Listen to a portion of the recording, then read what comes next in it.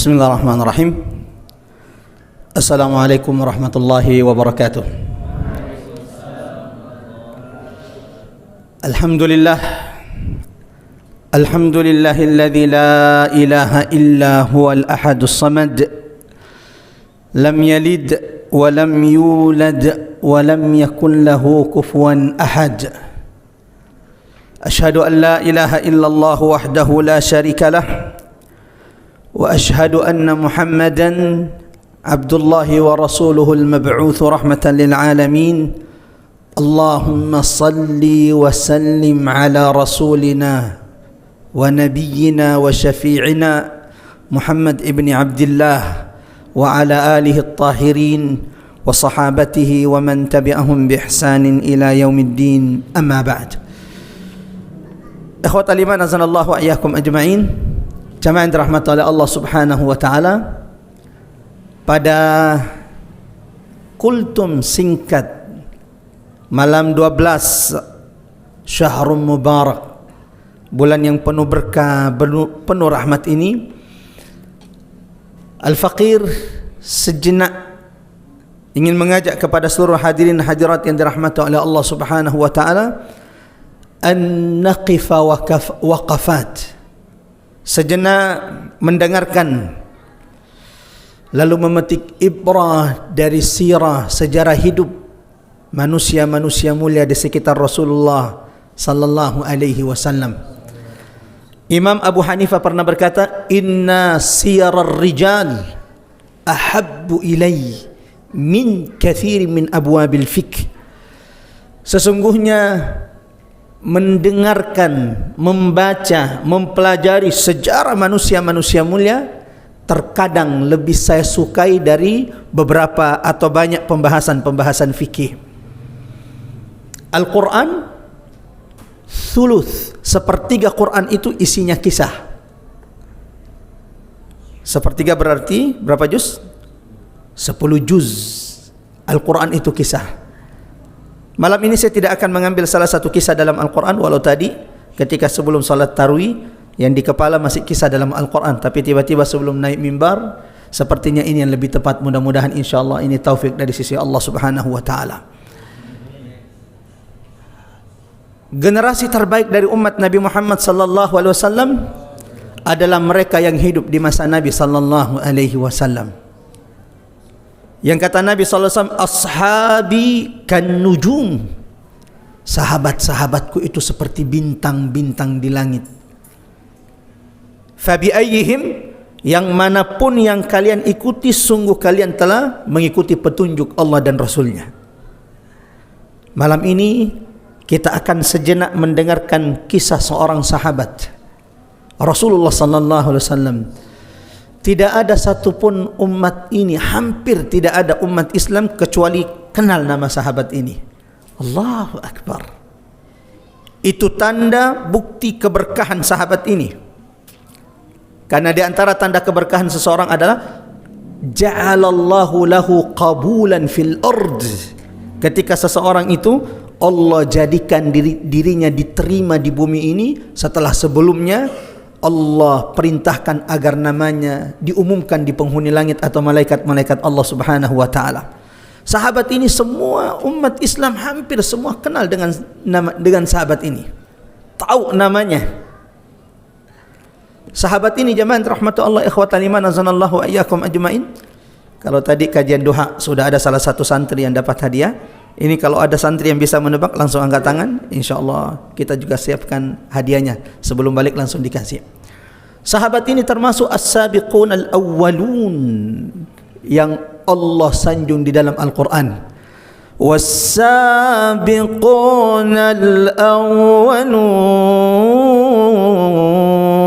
dan orang-orang yang terdahulu masuk Islam. Yang merasa langsung bisa menjawab langsung angkat tangan saja. Belum. Sahabat ini jamaah rahmatullah termasuk salah satu dari 7 sahabat yang pertama kali memperlihatkan keislamannya. Allahu Akbar. Abdullah bin Mas'ud, sahabat Nabi, mengatakan, awwalu man azhara bil islami sab'ah yang pertama kali memperlihatkan di hadapan orang-orang kafir Quraisy bahawa dia adalah seorang muslim, 7 orang. Salah satunya sahabat yang akan kita bahas ini. Angkat tangan aja, angkat tangan biar ini. Angkat tangan ya. Umar ibnul Khattab itu masuk Islam ke-40 dari kalangan laki-laki. Sementara sahabat ini adalah yang ke-7.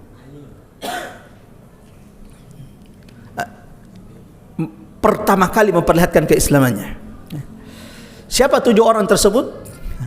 7 orang tersebut jamaah rahmatullah Allah, Rasulullah. Dan orang-orang kafir Quraisy tidak ada yang berani menyakiti Nabi karena ada pamannya Abu Talib dan Bani Hashim di belakang Nabi.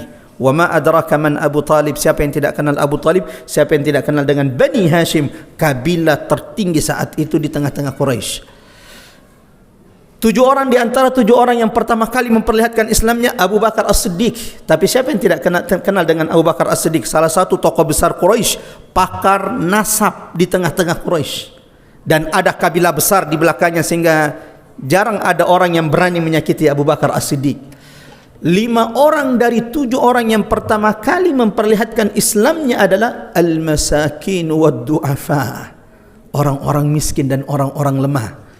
Jadi memang ternyata dakwah ini, beratnya dakwah ini, pendukung yang berani untuk dakwah ini kebanyakan orang-orang miskin dan orang-orang lemah.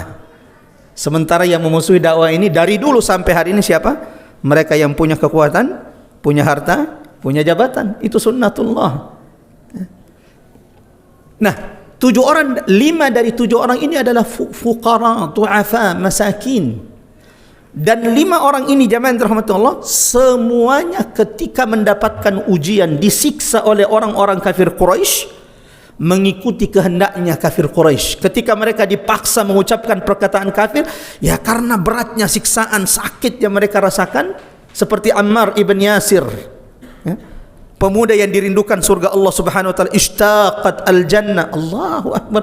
Kalau kita yang merindukan surga, Ammar ibn Yasir dia yang dirindukan surga. Ammar ibn Yasir terpaksa ketika dia disiksa, dia mengucapkan perkataan kafir, kufur. Bagaimana tidak ketika dia disiksa lalu melihat ibunda tercinta Sumayyah bintu Khabbad di depan matanya disiksa, ditelanjangi, dipanaskan besi lalu kemudian diletakkan, mohon maaf, di tempat-tempat sensitif di badannya. Lalu kemudian dikatakan, Ammar, ini tidak berhenti sampai engkau mengucapkan kata-kata ini.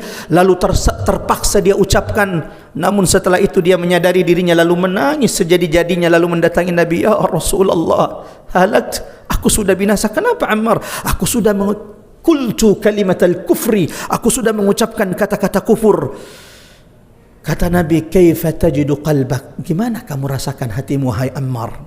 Kata Ammar, inni ajiduhu mutmainnun bil iman, iman dalam hati tidak pernah tergoyah ya Rasulullah.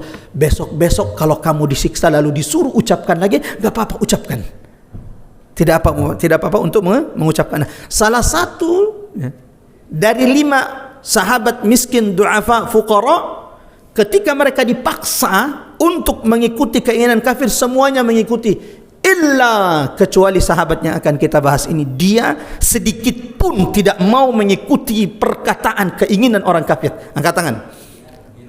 Ada siapa tadi yang bilang? Masya Allah ya. Jadi ini yang sudah dapat hadiah. Betul, Bilal ibn Rabah radhiyallahu an. Kira-kira ada umat yang tidak kenal siapa ada Bilal bin Rabah? Allahu akbar. Yang setiap dikumandangkan azan ada pahala Bilal di sana. Yang pertama kali mengumandangkan azan di umat ini siapa? Bilal bin Rabah. Dan tidak ada orang yang sering mengumandangkan azan kecuali nanti pemimpinnya pada hari kiamat, Imamul Muadzinin, Bilal bin Rabah. Orang yang pertama kali mengumandangkan azan di atas Ka'bah ketika terjadi Fathu Makkah, pembebasan kota Makkah, masuk Rasulullah sallallahu alaihi wasallam kota Makkah. Lalu kemudian kata Rasulullah, ya Bilal, naik ke atas Ka'bah. Allahu akbar. Siapa yang pertama kali naik di atas Ka'bah mengumandangkan azan ketika kemudian dibebaskan kota Makkah? Bukan orang yang paling kaya di antara sahabat Nabi, bukan yang paling ganteng, tapi siapa? Sahabat yang hitam, bekas budak, keriting rambutnya. Dia yang pertama kali mengumandangkan azan. Allahu Akbar, Allahu Akbar, hayya 'alas salah, hayya 'alal falah. Ini kalau saya tidak batasi, ini panjang ini, singkat. Anak-anakku santri Munzalam Mubarak yang dirahmati Allah. Ada satu amalan yang penting kita ambil pelajaran dari Bilal. Apa itu? Amalan yang karena amalan ini Rasulullah berkata kepadanya, ya Bilal, ayyu amalin. Wahai Bilal, amal apa yang terbaik engkau lakukan dalam Islam? Kenapa ya Rasulullah? Inni sami'tu dathana 'alaika. Riwayat lain disebutkan, inni sami'tu khashkhashatan 'alaika. Bilal, apa yang sudah kamu lakukan? Karena sungguh aku mendengarkan suara langkah sendalmu di surga. Allahu Akbar. Sehingga sebagian ulama mengatakan di antara yang juga dijanjikan surga bukan cuma 10 sahabat, termasuk siapa? Bilal bin Rabah radhiyallahu. Apa amalannya? Dan mudah-mudahan kita dimampukan Allah mengikuti amalan Bilal.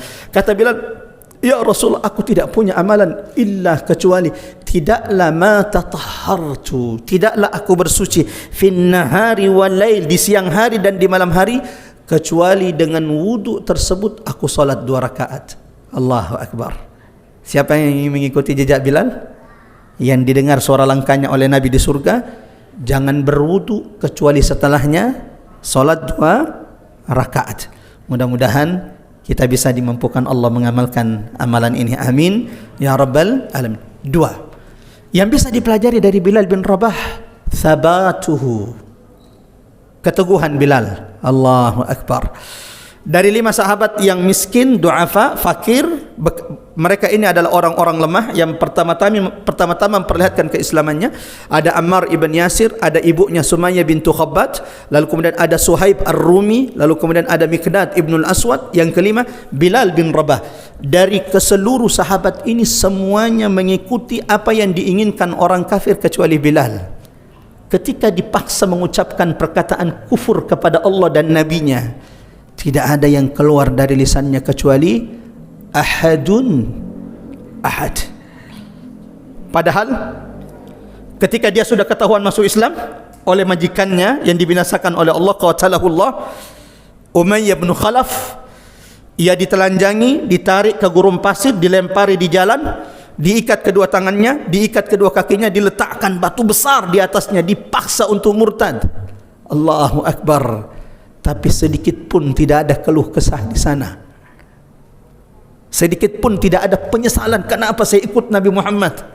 Yang ada adalah ahadun ahad, bahwa hanya Allah yang Maha Esa. Saya ingin mengatakan kepada anak-anakku yang dirahmati Allah, kalau antum merasa lelah, merasa diuji di pesantren, ujian antum belum ada apa-apanya dibanding sahabat-sahabat Rasulullah sallallahu alaihi wasallam. Apalagi Masya Allah pesantren Munzalam Mubarakah, saya rasakan nikmat begitu besar di sini. Makannya Masya Allah. Dibandingkan kami dulu di pesantren, makanan antum ini udah VIP di zaman kami dulu ini. Masih begini, masih sudah seperti ini masih mengeluh. Fabi ayyi ala'i rabbikuma tukadziban. Ingat, tidak ada ulama lahir tanpa perjuangan, tanpa tadhiyah, tanpa berlelah-lelah. Man lam yadhuk murrat ta'allumi sa'atan tajarra'a dhullal jahli tul hayatihi. 3, saya tutup dengan ini. Walau banyak pelajaran bisa diambil dari Bilal bin Rabah, tapi suatu saat kalau Allah pertemukan kita, saya lanjut. Sebagai penutup, yang perlu kita pelajari dari Bilal, tawadhu' Bilal, kerendahan hati Bilal bin Rabah. Coba bayangkan, kalau seandainya kita yang sudah didengar oleh Nabi suara langkahnya di surga, gimana itu kita? Siapa itu? Ente berani-berani nasihatin aneh. Tahu nggak siapa aneh? Aneh suara sandalnya sudah di ente. Allah. Untungnya bukan kita ya. Kalau kita mungkin sudah update status itu, bro. Ente nggak kenal aneh, bro. Allahu Akbar. Bilal, wa ma adraka man Bilal. Kalau ada sahabat ketemu Bilal, mereka tahu siapa Bilal. Setiap waktu salat siapa yang dicari Nabi? Bilal. Ya Bilal, arihna bis salah. Setiap waktu salat. Maka sahabat tahu betul posisi Bilal di samping Nabi, keutamaan Bilal di samping Nabi.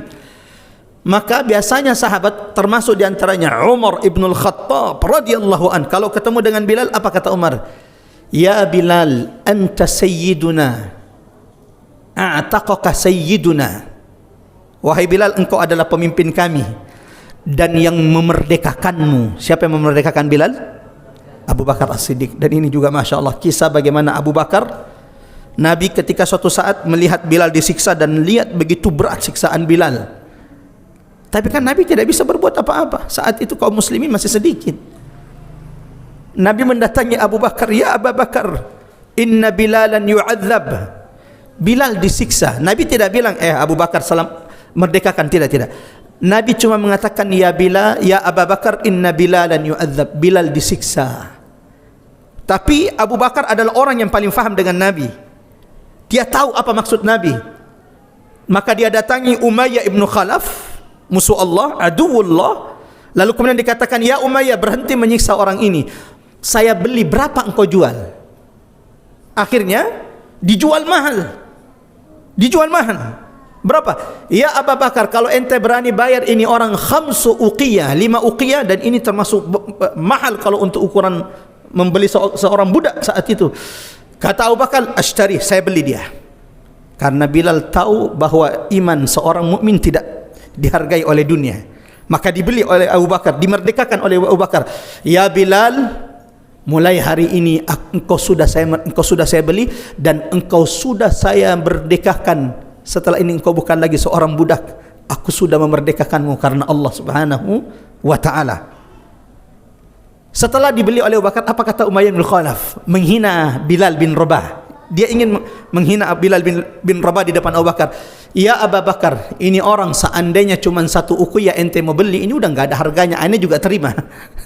Seandainya tadi ente cuma bayar 1 uqiyah, tidak terima sahabatnya dihinakan oleh Umayyah bin Khalaf. Abu Bakar mengatakan, ya Umayyah, seandainya engkau menjual Bilal dengan 100 uqiyah, saya pun akan membelinya untuk Bilal. Allahu Akbar. Bilal itu disanjung oleh sahabat, dihormati oleh sahabat. Termasuk Umar bin Khattab kalau ketemu dengan Bilal, wahai Bilal, anda ini pemimpin kami. Yang memerdekakanmu siapa? Pemimpin kami Abu Bakar. Tapi dengarkan ketawaduan Bilal. Allahu Akbar. Dan ini yang perlu kita pelajari. Ketika Allah menambahkan ilmumu, jangan ujub. Ketika Allah menambahkan harta dunia kepadamu, jangan ujub. Kata Ali bin Abi Thalib, mal fakhru fid dunya, apa yang kau banggakan dari dunia ini? Ya ibna Adam, dunia ini awalnya tangisan. Ada yang tidak menangis di sini waktu lahir? Langsung tertawa-tawa? Enggak ada. Apa yang kau banggakan dari dunia? Awaluhu buka, dunia ini awalnya adalah tangisan. Awsatuhu anak, pertengahannya adalah lelah-lelah. Wa akhiruhu fana, dan akhir dari dunia ini adalah kebinasaan, kefanaan, kesirnaan. Bilal, belajar dari Bilal bagaimana tawaduknya Bilal. Ketika disanjung, apa kata Bilal? Innama ana habasyi, kuntu bil amsi abda. Jangan sanjung saya bukan siapa-siapa, saya hanya seorang Ethiopia. Orang Ethiopia itu berarti hitam, keriting. Innama ana habasyi, aku cuma orang Ethiopia. Kuntu bil amsi abda, kemarin sebelum saya dimerdekakan, aku ini adalah hanya seorang budak. Allahu Akbar. Saya doakan anak-anakku kelak menjadi orang-orang besar. Tapi ingat, ketika engkau menjadi besar, jadilah seperti Bilal. Saya ini cuman orang patimpeng. Kemarin cuman mondok di Munzalan Mubarakah. Jangan ujub. Jangan ujub dengan apa yang Allah karuniakan kepada kita. Tidaklah seorang hamba itu merendahkan dirinya di hadapan manusia illa rafa'ahu Allah, kecuali Allah meninggikannya. Aqulu ma tasma'un. Wa sallallahu ala Muhammad wa ala ali Muhammad. Wassalamualaikum warahmatullahi wabarakatuh.